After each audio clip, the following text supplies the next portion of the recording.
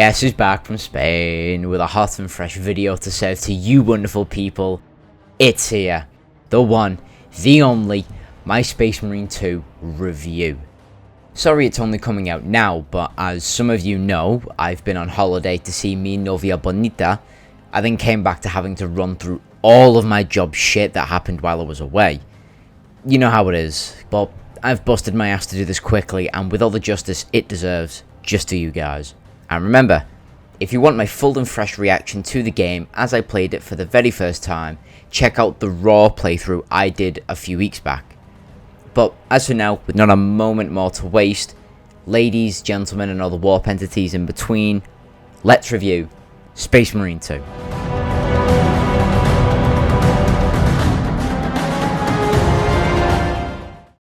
So. The formula is going to be kinda different from a Dark Tide review, as with that game, there were like a lot of glaring issues that I had to dedicate a whole half video to. Whereas this game only has minor annoyances, which should tell you what I think about the game already. But in this video, it'll also help with pacing, as I don't have to bog you down with negative Nancy talk all the time. You know full well I like looking to the positives of things, but when fuck-ups need addressing, I will do so, gladly. This video will be dedicated to covering the mainly good points of 3 factors: general gameplay, the campaign, and multiplayer, with the shortfalls sprinkled in between. I'm not selectively leaving some out as my language may suggest. I don't pull punches with reviews. There just isn't that many to talk about, simply. Oh, and for anyone wondering why I may mention previous bugs and glitches even though they might have been patched as of me recording this, I reviewed the game from its launch date as to not have any post-patch bias. I have all my notes here just in case I decide to mention something that's been addressed by the devs already. But with those caveats done and dusted, let's move on to factor numero uno, the gameplay.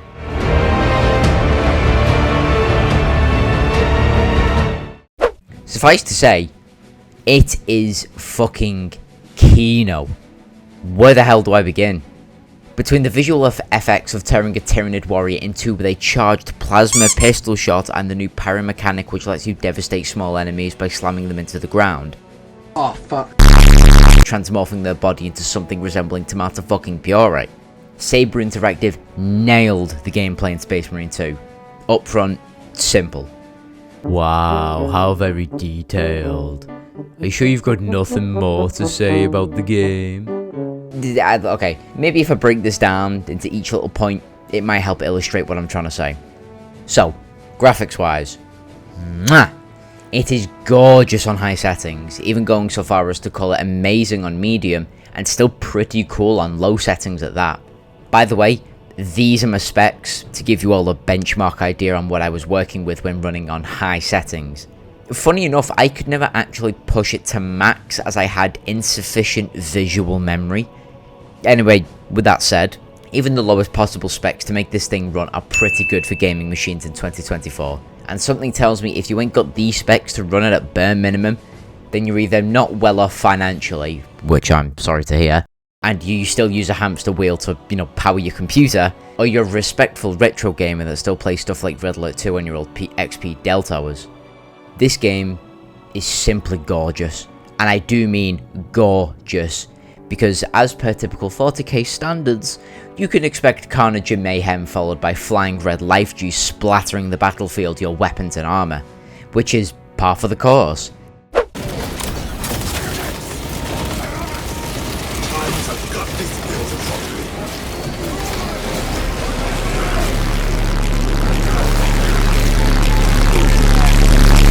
Not to mention, the set pieces are to die for, because as you'll play, you'll notice the game is chock full of shiny, high Imperial architecture, blue chaotic Zinchian warp fuckery, crisp explosions, glowing blue plasma rounds, and crimson las rifle shots. Skies full of the Imperium's galaxy blotted out by damaged naval starships and fleshy grotesque Tyranid gargoyles, alongside deep and dark Manufactorum floors and sanctorial Space Marine grounds. All of this is made beautiful by the Swarm engine from Saber. Like, if World War Z could look that good back then this had the potential to be beautiful, and thus, they delivered. Only complaint about the graphics is that sometimes there are texture popping errors for a couple of seconds. However, that issue's so minor, like, you know, Joe Biden's trying to take them back to the White House. Speaking on the Swarm engine, it was no surprise to anyone, nor myself, that Saber would be heading this game back when it was revealed. I mentioned this in Techno Talks episode 3 about the Swarm imagery from the trailers, and it made me think of only one studio that could do the NIDS justice, and I was bang on the money. So, does it actually work proper?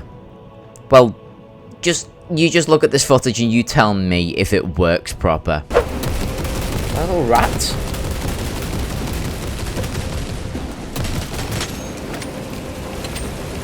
Like, if I wasn't a space marine, I would have shit bricks right about then. Just seeing hundreds of gaunts all coming at me while big hulking carnifexes towered amongst them never gets old in my opinion. But it may do to some people, to be honest. And I'll get to that in a bit. But quickly moving on from graphics, we have the actual Space Marines themselves. How do they play? Are they the hulking behemoths from lore as we know them, or do they feel more like Dawn of War Marines with their fully automatic bolters and graceful running animations? Well, again, happy to say that Saber nailed the feel of an Adeptus Astartes. Every footstep a weighted stomp, every melee swing powerful, every trigger pull of an Astartes gun chunky, and every execution packed with righteous fury. They really did their homework as to how the Emperor's Angels are supposed to act and be represented. I mean, even controlling Titus for the first time and then seeing his scale compared to a guardsman or a tech priest kind of took me aback. Because I knew, like I knew they were massive, but to see it represented in high detail when I'm surrounded by them is just another thing entirely. And just to get it out the way right now, yes, I know the Primaris, it sucks, I get it, but this was such a blindingly obvious move that it's almost comical to still hear people complain about it. Like aside from the regular mention like I've just done. You know, like, I still don't like Primaris, but Titus is one of my favourite 40k characters of all time. Soft cannon or hard cannon, doesn't matter. So it becomes tolerable to flip and dip, shoot and stab, rip and tear your enemies, even having gone through the Rubicon surgery. Also, to note, I can happily say there's no hidden agendas or intrusive outside lefty sphere influence in the game. It's all 100% Ceramite grade 40k as we know and love it. And speaking of Ceramite grade, the weapon selection is fantastic, although a little lacking on the multiplayer side, but I'll touch upon that in greater detail later on. With all these weapons at your disposal with a World War Z skin system that unlocks skins as you play and can't be bought, meaning you've got all the more reason to stay playing with your brothers for that Imperium drip. And you're spoiled for choice too, because even the bolter has multiple different variants for alternative playstyles. It does feel a bit, you know, Call of Duty sometimes, given that there's 6 different versions of the same fucking gun, but I'm not going to complain about variety when it comes to something like this. Arguably, they could have included a lot more weapons, but that'll come with time, I suppose. Only having the Power Fist with no Thunderclaws, as well as in-campaign exclusive Pyre Blaster, alongside the absence of a Storm Bolter, is kinda cringe. Even the pistol selection is abysmal at best. Like, there's 3, as far as I can recall, but, like I said, time. Gunplay is very satisfying like it was in the first game, even bringing back the Primaris version of my boy, the OG motherfucking Stalker Bolter. Poppin' Heads has never lost its appeal with this baby. Gunshots, like I said, are chunky for the most part. The bullets feel like they have impact against the hordes of bugs you will face. They feel less so against rubrics, but only because those are Marines themselves, so they will just sponge rounds as per their usual selves. And this goes for most weapons. The melter rifles are obviously an exception, because rather than penetrate thick hide, these things just turn their victims into a heap of smouldering memory, from an is to a was. A superheated shotgun that fires fiery rectal rings of the Emperor's burning hatred at anything that doesn't resemble a human. The weapons, as per the World War Z system, also have stats where you can compare the impact and magazine sizes of each gun. However, I would implore you to try the weapons and determine your favourites rather than relying on some chart, because they may seem good on paper, but not feel good in your own hands. Take for example the Auto Bolter and Heavy Auto Bolter.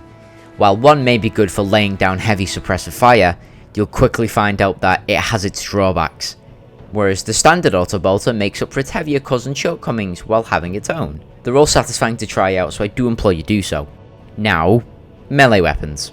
pretty much the same as range weapons. However, the differences here are much more noticeable due to the low selection of them. So far, we have a choice of a combat knife, power sword, chainsword, thunder hammer, and power fist, and they're all the melee gadgets you can choose from. Again, lacking, but well, again, in time. I would recommend trying them all out. If you're gonna kill in the name of Big Sky Daddy, why not add a little flavour too, eh?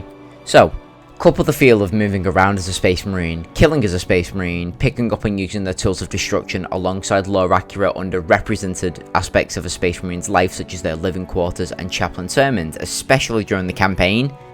It's safe to say you have a bargain bucket filled with a Starties flavoured, Prometheum fried, lore spiced chicken for you to munch on. So now the customization, in general of course. How good is it? Well, no until Dawn of War, otherwise it may feel inferior after all these years, is all I'm gonna say. While the campaign and multiplayer have different customization options to their respective game mode, overall multiplayer is where they shine through the most, with having near unrestricted armor customization.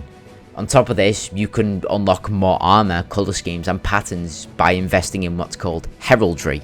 So for non-40k people, heraldry is just a fancy word of to describe what makes each chapter and legion unique, appearance-wise. And depending on what chapters you invest points into, you can unlock their respective paint and armor parts.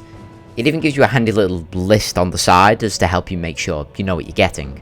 Now, there was a bug in the game where if you unlocked a full chapter's paint job and selected it in the armorer without having unlocked the actual paints themselves, the game would reset all your armor jobs to ultramarine colours. The armor parts would stay the same because that's in a different section, but the colours would be wiped.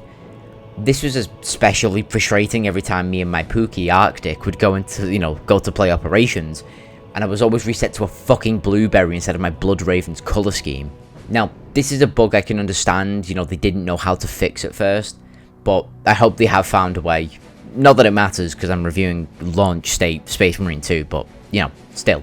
Fuck it, you could even paint yourself rainbow colours if you're that way inclined. Each armour piece can be coloured separately, allowing for truly bizarre Marines to be fielded. I will say that some armour pieces have options to change their appearance, but are redundant as the piece either doesn't have the colourable emblem or doesn't have room for that tertiary colour to be applied. They need to fix this as it becomes a needless hassle to figure out which part it is that you want to change. This is especially prevalent in the multiplayer section with the Chaos Forces, but again, I'll get to them later. Another criticism that I have is that in the heraldry menu, it has the option to unlock said Chaos Heraldry, but expect no more than paints and emblems. Right, okay, I get it. I know it breaks law, but fucking hell, if it wouldn't be funny to run around as a corn berserker next to two loyalist Marines with zero clue as to how you got there. Give me the armor as well. Make it more expensive to unlock so that seasoned players can run around as their favourite warband in return for showing their time and devotion to the game. You already have the armor in-game in the multiplayer, so just port it over already. I doubt it's that hard. Speaking of that, actually, where the fuck is Nemeroth Heraldry? It was in the game, the whole scheme was there to unlock in the first one, and now it's not. I get you could include a bunch more popular Chaos stuff in there, but if you're going to invest a whole ass Demon Brigade, if you're going to invent a brand new one for a franchise, why not use it again? I don't know, maybe it'll appear in the future, although I'm not going to be too hopeful. So, with gameplay, graphics and customization quickly covered, let's move on to another one of my biggest topics in reviewing a game, the music. Now, right off the bat, the music is as impactful as a power fist straight to the jaw. When you listen to the raw OST, it is just peak Imperiumness. Heavy drums, gothic chanting, and a whole ass orchestra. It's just great. But that's for the songs individually. Listening to them on YouTube in the background if you're doing something. Within the actual game, you never really get a solid moment of atmosphere amongst the fighting to appreciate the music, bar the intro, making some badass tracks go unnoticed like Skyfire.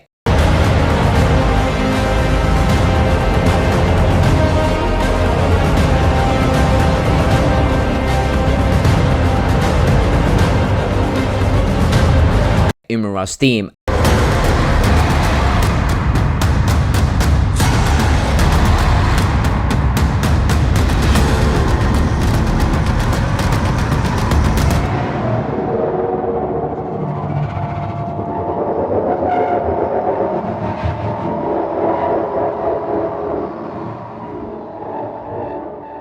And suborbital drop.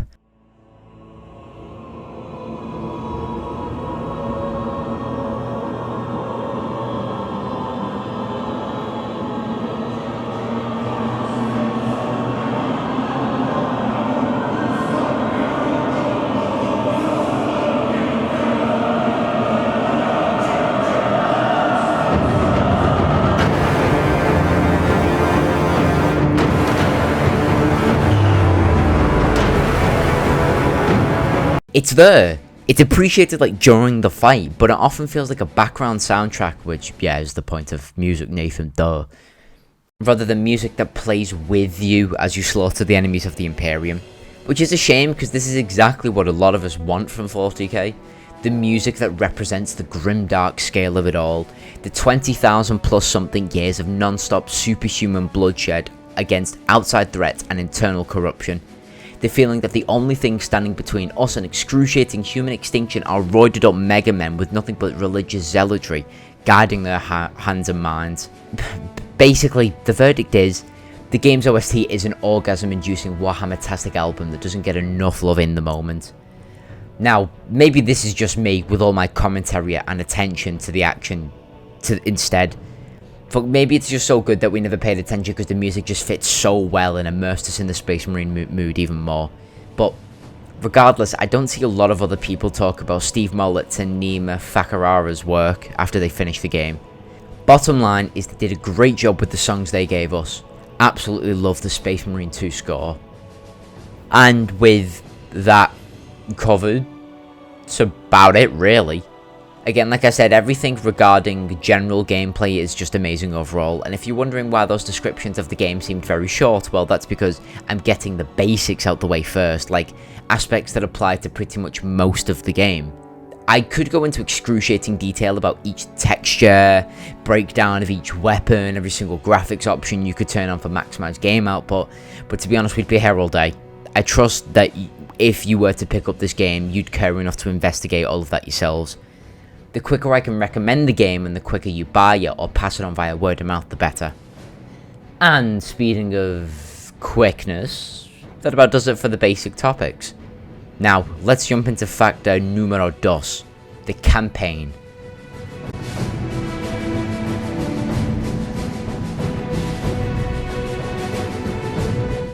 So, no major spoilers for the campaign, as some people still may not know what happens in the end, which, if you're one of those people, then Jesus Christ, you dodge spoilers like Trump dodges military drafts. But the premise is, it's the exact same as Space Marine 1.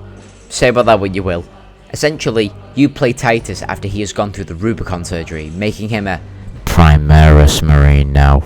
And due to pre-game shenanigans, he is now a lieutenant serving under Captain Akaran.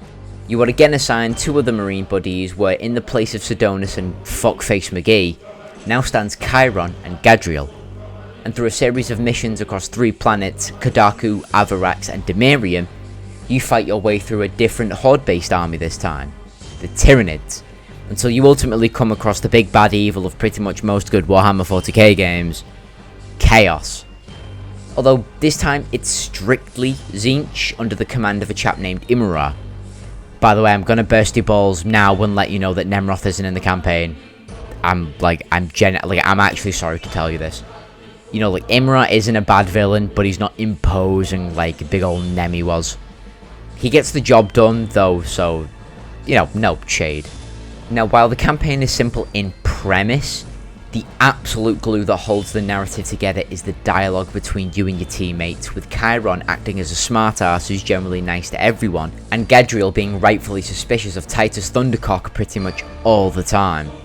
The developing relationship between all three of you is actually fun to watch. Like, the banter between you and Sidonus from the first game was nice, but here in Space Marine 2, it's an actual developing plot point that has its consequences within the campaign. Not as a choice-based system, don't worry, but Because of Titus's reluctancy to speak of his past, let's just say this creates multiple points of conflict, some more consequential than others. And this is the bread and butter narrative for most of the game. Sometimes the story takes a backseat as you go back and forth between the battle barge and the battlefield, but very quickly you are pulled back into the conflict with talks of Tyranid invasions, hive tyrants, chaos incursions and corruption. So basically it's a nice blend of personal and meta affairs if that is something you care about.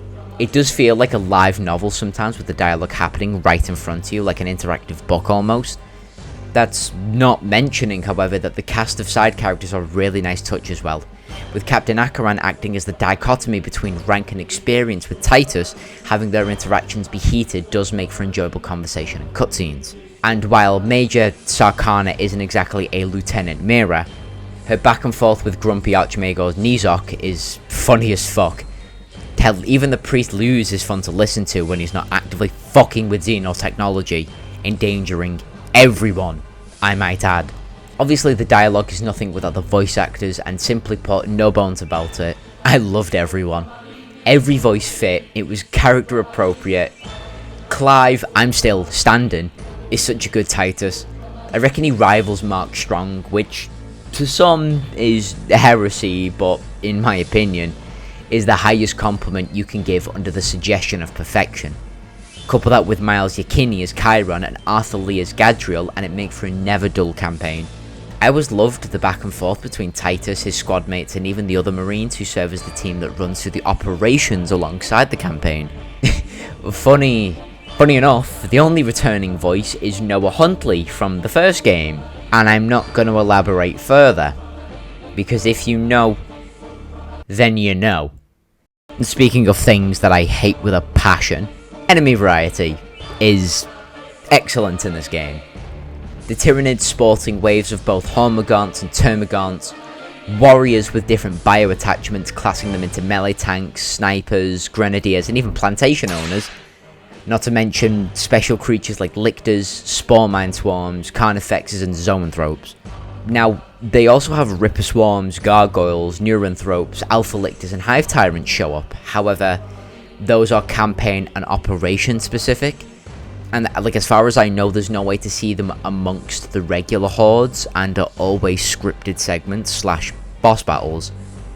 And quickly touching up on the more heretical side of things before we move on, Tzeentch himself is sporting his usual rubric marines alongside tougher flamethrower rubrics, Scarab Cult Terminators, Sorcerers, Zangor Demons, the Diamond Dozen Cultists on top of fucking Hellbrutes to match, alongside an entire Lord of Change and Helldrake.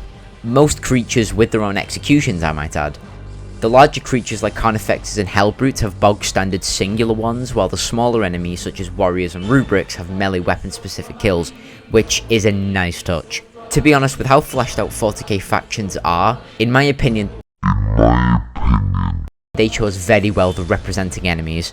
My only wish with the enemy side of things would have been more Tzeentch demons, because while Zangors are cool, like, I never knew about them before now, like before this game released, I had no fucking idea they were a thing. But having seen some demons of Tzeentch, like Pink Horrors, Blue Horrors, Flamers, Screamers, which you see maybe twice in the campaign but only as background detail, and the infamous Big Bird, I feel like we were spoiled for choice when adding more interesting creatures into the campaign. But honestly, it's neither here or there. It's just always fun to kill enemies of the Imperium, and Sable left us with a healthy buffet of such abominations to do that with. I suppose the only other thing worth mentioning in the campaign section is something I mentioned before, which were the set pieces. Although here I'll go into a lot more detail. Throughout the campaign, you will travel to lush jungles full of alien flora, manufactorums covered in rust and blood from bodies both past and present. You will explore old tombs submerged in Tzeentchian warp fuckery, pretty blue crystal spikes and ominous force fields. There's Imperial Guard battle camps adorned with execution squads, commissars barking orders and rallying speeches from the surrounding sergeants. There's the battle barge itself, grand in its scale, housing a whole ass hangar for Thunderhawks, the very infrequently represented Space Marine living quarters, a chapel for the chaplain to give his sermons, a Mechanicus armory where you can customize Titus's weapons and decide on one of two costumes if you pre-ordered the game, that is. and many, many more locations. Imperial libraries, burial worlds, the warp itself. Ooh, it's such a variety. It definitely beats Space Marine 1's, factorums, desert factorums, and underground factorums. Although Graia is a manufactorum world, so makes sense. Now, it's obvious with some things I've mentioned already that Saber did their homework in terms of the lore, but fucking hell, there's like very, very tiny details they added that would regularly go amiss if you didn't pay attention. Hell, I missed some of these details upon my first playthrough. Namely, like, the biggest, ironically, tiny detail are the guardsmen's eyes, because if you didn't know, due to their previously close proximity to the Eye of Terror, all Cadians have naturally purple eyes. Funny enough, in the final mission, any guardsmen who then give in to the Chaos Whisperings lose their eye coloration, which is such a good and honestly underappreciated detail to include. Like I really wish more people would talk about it. Another is that during the campaign, you can either keep Titus and company fully helmed, or you can choose for them to go the old main character route and keep them off as with the first game. I kept them off, to be honest. We're Ultramarines, we're already we're already like knee deep in plot armor. Like, there's nothing that can kill us apart from Sedona's. There's also Titus's old chainsword you can see in his quarters alongside a certain pauldron. Also a few blink and you'll miss it set pieces such as the Sanguinius statue, which you can also see my reaction to on the playthrough series. In fact, the second game is so much like the first one that there's even a few callbacks to the first game itself, such as Gadriel saying the Codex Astartes does not support this action, and then relinquishing his concern for excitement, as well as the final shot of all three Marines jumping at the back of a Thunderhawk in memoriam of the first scene of the first game. Honestly, these were super cool to nerd out to mid-playthrough, but I've got to be honest. One moment, however, stands out to me that I have to give immense credit for, like its own detailed talk through, and that is the last stand of Titus near the end. Just seeing your squad establish the Ultramarine banner atop the rubble and rally all the Marines around you, desperately fighting off the hordes of Tzeentch demons as your line slowly starts to buckle, shouting religious imperial fury and defiance of the odds, ready to die there and then for the Emperor before getting reinforcements at the last second, was fucking awesome. Like, that's the feeling 40k should give us. A sense of raw and unapologetic defiance against those that would see you destroyed or enslaved, even as a final moment to protect what you believe in, fighting alongside brothers with the idea of retreating only being regarded as pointless and cowardly. It actually, and heresy among some of the circles I'm in, it actually, for a few moments, made me like the Ultramarines, forgetting they are Primaris, ignoring the Codex Astartes, reminded me of the 40k art of old, in particular the Crimson Fist picture. Just beautiful cinematography. Like, the whole scene, like, that is that is peak Warhammer. The only light in the setting of a grimdark dystopia, screaming in the face of death's inevitable arrival, pushing it back for one more day and giving it a bloody nose in the process. Sheer cinema. Just that moment alone made the game worth a buy.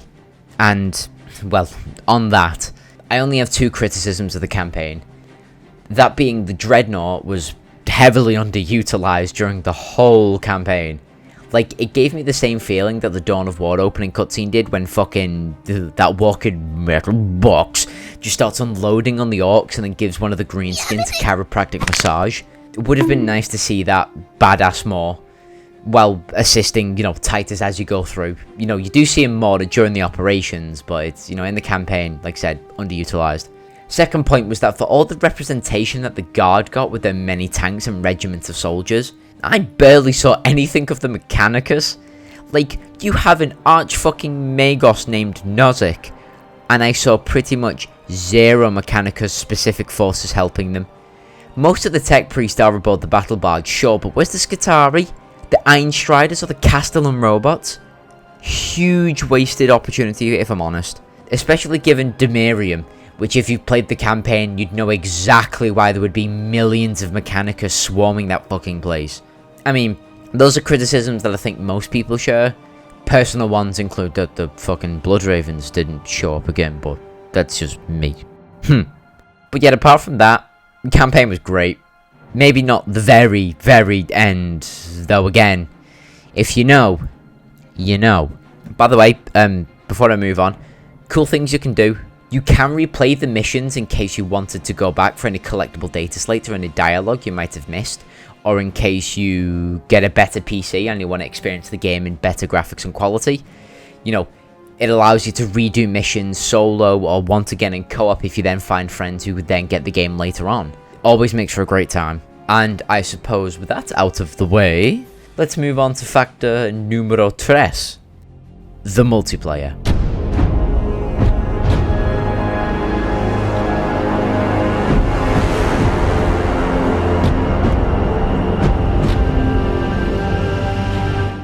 Now this is where all the post-game content is, and multiplayer is split into 2 very fun modes, Operations and Eternal War.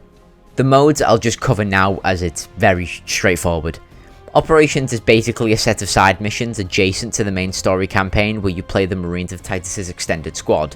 In fact, even sometimes during the Operations, you can actually hear dialogue that you would normally hear in the campaign between one squad, and in Operations you can then hear it being spoken back to Titus, which is a nice touch. You can customize these Marines into whatever way you'd like, with specific classes having specific armor pieces and unlocks. By the way, that heraldry thing I mentioned before applies to everyone across both modes, so don't worry. You won't have to sweat grind those points to regain all the colours, emblems and exclusive parts again. Included in the unlocks are class perks and weapon upgrades a la World War Z style again. Upgrading each Marine makes them more powerful, and after spending armory points, which you find by just playing the game, you can unlock new weapon upgrades and skins, which are not able to be bought with money, meaning you can just unlock them the old-fashioned way. The proper way. You have to play more missions on different difficulties, by the way, in order to get higher quality points for your weapons. I think this was done so that you can't become fuck-ass overpowered just by spamming the normal difficulty, meaning even more that you earn your legendary skins and you show off your prowess. Also, Operations has trials, which are offline tutorials that help you get acquainted with the character and provide rewards for completing certain objectives, which are all skill-based. As you can see, I've completed the Bulwarks trials, which I thought I was recording the gameplay for, but 1 AM me after a full day's work previous is not a focused one. So, on to Eternal War. It's literally just PvP from the first game, 66 teams with 3 modes. Annihilation, which is Team Deathmatch. Seize Ground, King of the Hill, but there's 3 points and they are all stationary, 1 for each spawn point, and 1 in the middle. And Capture and Controlled, which is King of the Hill using a point limited area of control. When the points run out, it changes area. You can't carry over the operation perks and weapon upgrades because that would be frankly ridiculous, and becoming either loyalist or traitor changes your Marine's appearance, which, fun fact, if you double check the weapons as the traitor legions, you'll notice it changes the weapons of the traitors to the old boy versions, you know, the non-Primaris corrupted ones. However, this is probably my biggest complaint with multiplayer, aside from the launch week matchmaking issues. They dropped the ball hard when it comes to chaos in this game. Holy fuck. If you're a Chaos Marine fan, I feel so sorry for you. So, although giving you the ability to change your Chaos Marine colours, like turning a Black Legion Marine bright pink, or giving your Khorne Berserker a nice little tint of gold instead of bronze, that's the only thing you can change. Now, it wouldn't be so bad if you could choose the Chaos Warband per class, but you can't. The classes are all hard-locked to the Warband's appearance, unlike the first game where you could have anything for anything, basically. Bulwarks are Plague Marines, Tactical are Black Legion, Assaults are Night Lords, Vanguard are Khornate Berserkers, Snipers are Alpha Legion, and Heavies are Iron Warriors. Now, these warbands make sense for the classes, don't get me wrong, but having unnecessary limitations per class is just fucking odd. Like, I get why is to make the system similar to the Marines, but even then the Marines shouldn't be class and customized restricted. If I want to use a skull helmet from the Vanguards on my Bulwark, I should be able to do so. If I want to use a sniper hood and cloak on a Vanguard, I should be able to do so. if I want to make some sort of Assassin's Creed Marine out of different parts of the squad preset, I should be able to do so. But instead we get limitations, and for what purpose exactly? The classes are already limited in the game, so you don't have 6 snipers on one fucking team, but to be honest, that should be okay as well, because a team with one specialization sucks at everything else. But moving strictly back onto Chaos, you can't even customize the armor and weapons proper, so I imagine making a Chaos equivalent to all the Marine skins, you know, might have been a lot of work, but 1 or 2 variations would have been nice. But Chaos cannot, you know, edit its own armor pieces or weapon skins. They are hard locked to one appearance. I hope to actual god they add in more in-game skins, where they're free straight off the bat or at least unlockable. Something. And even funnier yet, there's no rubric customization. Now maybe it's because rubrics are slow marching spiritual automatons that appear in the campaign, so technically they appear, but you could have given at least some of their parts to the customizer as to make them possible in the game. I'm sorry, but this point actually gets to my tits something fierce. Like, what if you wanted to run around as a Cornate warband while working under the restrictions of the armor system? Like a Bulwark, 2 assault classes, a Vanguard, and 2 technical marines. It's just needless. And get to fuck if you want to argue balancing, because like I said, a team that specializes in one thing is shit at most other things. So you'll easily run circles around the other team if they start all specking bulwarks, because you could outrun them. Or if they start specking into assault, then you could easily snipe them from the sky. But just move on. But aside from that, multiplayer overall, both modes are fun. In fact, the PvP in this game compared to the first is way better. Albeit only launching with 4 maps and 6 operations, but it's fun regardless. Hopefully we get some new ones soon, as remember before when I was talking about some people may finding the enemies repetitive? Yeah, well, I can understand what they mean. When you only have 6 operations to keep going through and it's the same nids over and over and over and over again, even with Zinch enemies sometimes, it kinda gets a little repetitive. World War Z avoided this by having their missions be 3 to 4 chapters long, but these missions in Space Marine 2 are the length of 1 World War Z chapter, and then you just return to the battle barge. You can complete the post-game missions in under like 3 hours if you really sweat it, so expansions and free missions in the future like they did with World War Z would put years on this game easily. Now, maybe I should have spoke about this before, but I couldn't find a decent segue into the section, but so, fuck it. Let's talk classes, as you've heard me mention several times already. So in Space Marine 2, there are 6 classes overall, each with their own special ability, selection of weapons, and armor pieces. The Tactical Marine is your bog standard Marine, having access to the largest selection of primary weapon bolters, medium armor reserves, as well as being equipped with an Auspex scanner, which can scan a targeted area for enemies visible, invisible, and hidden around corners. These are great for holding pressure on the enemy and assisting more specialized classes with tactical maneuvers, as they can see whoever you reveal via your scanner, and just general highlight pings, which goes for all classes by the way. Like if you ping an enemy, everyone can see them.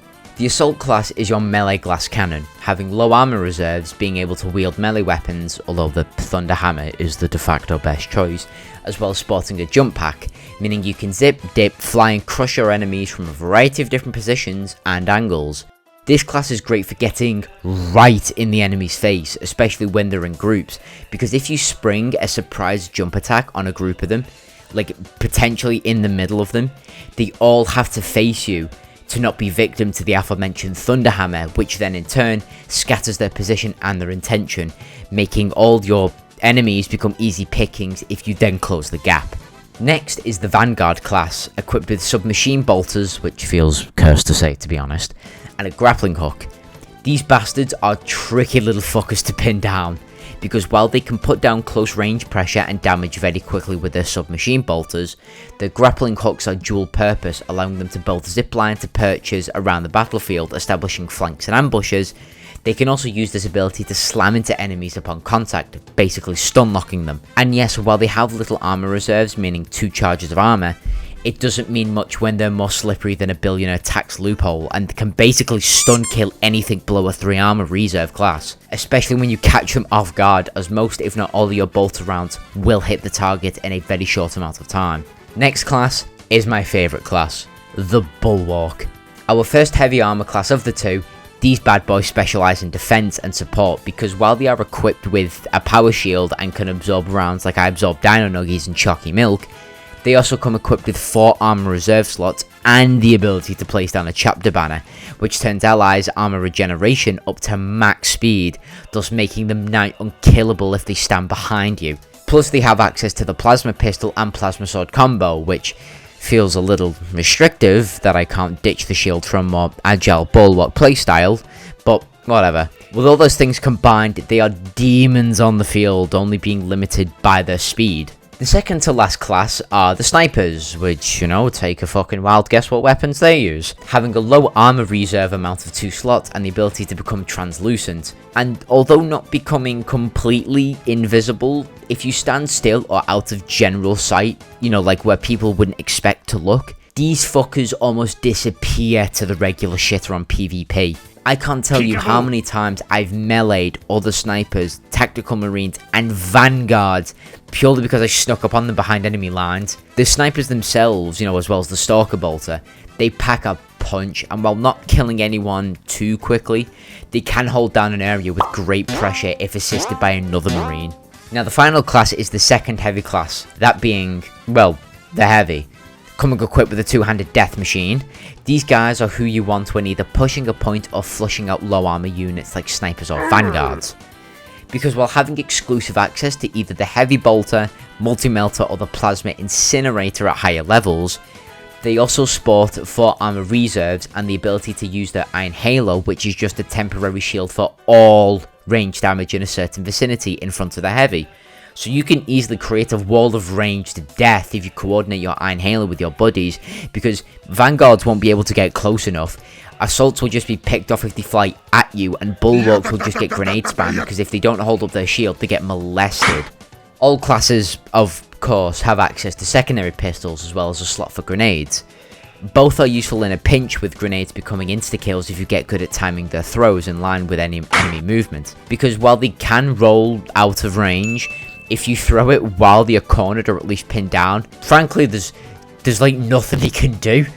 Unless you're either a bulwark or heavy, in which case you may survive, but you'll be so close to death that only a miracle or another teammate could actually save you at that point. Now, when I said before that here is where the customization shines in multiplayer, I really meant it, as it is so broad, it's almost overwhelming sometimes. Every colour, emblem, and even chapter pattern is available within this system. Obviously most of it you have to unlock, however it's mostly in-game unlocks bar the retarded season pass. You can make so many chapters and legions in this bad boy, all while saving your own custom templates and armor loadouts over 4 custom slots, which I don't know why there's only 4 each. Because if you plan on releasing more armor in the future, then it would make sense to implement 8 slots from the start rather than limiting us to 4. Anyways, like I said before with the heraldry menu, once you unlock the full line of heraldry from a particular legion or chapter, you can then fully unlock their colour preset from the customization menu, saving you a slot if you've already bootlegged yourself the schematics. Also to mention is that despite the operational marines having distinct faces, they all do come with a helmet straight off the bat, so you never have to strictly rock the distinguishable human head. You know, it can just be the default marine helmet, which, you know, it's not a huge thing, but it was, you know, it was a nice little detail that they added, you know, especially for people like me who don't like sort of, you know, individual marines, you know, like you get to create your own, and it's a bit hard to do that when they all have sort of distinguishable characteristics. Although, you still then manually have to reassign the colours and armour schemes you want to use between both modes, which is a fucking ball ache if you like to look consistent. Like, there should be a copy and paste option for armour and colour templates to not make this a tedious hassle. Again, small issues, but ease of life changes do go the mile to the basic player. Aside from that, however, for customization, it doesn't matter if you want to be a horny boy, corny boy, walking tin can, or spick and span man from Caliban. This game has you covered in droves of options. Now, to start finalising the video, while roadmaps always put me on edge in terms of games, because most of the time it comes across as a defense mechanism by companies saying to people, oh, we have all this really cool stuff planned, so please don't leave, it'll be so worth it to stick around. Like, yeah, sure, like how many times have we heard that one before?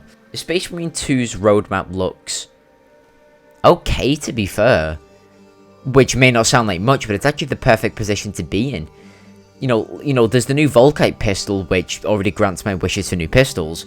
New enemies, new modes, nothing colossal I can see. Which seems very doable post-launch. You know, they're not promising major sort of enhancements, which means that it's still doable, yet they're offering just enough content as to not basically seem lazy. Like, they're actually giving this game more content post-launch, which is amazing. And the updates are free. You can't go wrong with free. So before I end off this review, because I've pretty much said all that I need to say, it came to my attention while I was scripting the video that the CEO himself of Saber published this comment on Asmongold's channel about having the primary focus of Space Marine 2 be fun and immersion, and not about making things too complex or imposing morals on gamers in honour of the first game. And if that comment is indeed true, because I have seen some conflicting statements about whether that's the true CEO or not, if that is a real comment by the CEO, then sir, I fucking salute you, my man, for that. That is prime video speak, and what we should be aiming for with these types of games. I am of the belief that games themselves are an art form, or can be considered an art form, and can make us question big things in life. You know, big and philosophical questions about the wider world, and even within ourselves at times. But there are games for that. Games like this are not one of those places. We just want fun and mind-blowing spectacle. Although, if you think this absolves you from releasing the game in 4 different editions like Ubisoft seem to love doing, then think again, because this was a dick move. But baby steps. You know, baby steps. Maybe the industry will heal in time, and edition gatekeeping will be a thing relegated to the worst companies once again. So, with all that being said, what's my verdict? Well, I've rambled enough, so let me just lay it out. 8 out of 10. Apart from dropping the ball in some areas, such as launch week matchmaking being slow and not working, but that's honestly par for the course in 2024. You know, they got it solved after a week. You know, chaos customization or lack thereof. This game is all around amazing in every way I've outlined. It's proper 40k content. The type that immerses you into saying the word brother to your friends more than like Hulk Hogan having a stroke. If you're still a die-hard boycotter of GW, then I can say this game passes the safe purchase threshold should you change your mind. It's clear, you know, Saber, you know, like just this overall game was worked upon with passion in mind. A few hiccups here and there, but overall a damn good and worthy sequel to the 2011 classic we all know and love. If you've played the game, then please let me know what you think in the comments. Anything I might have missed or questions you may have about the channel or the game are always welcome. Whether it's on the video itself or whether it's on the Discord, you know, I don't really mind where you ask. But with that being said, I hope you all enjoyed. I've been NathanX2000. Thank you all so much for watching. Next video is the XCOM one I told you all about in my return video. That will definitely, because I keep neglecting XCOM. I keep neglecting. I need to go back to XCOM. But that's it from me. 8 out of 10 game, would recommend. Hopefully, if you do, I can see some of you on the battlefield of Space Marine 2. If you do, feel free to say hi. And that about does my Space Marine 2 review. I will see all of you lovely bastards next time. Take care.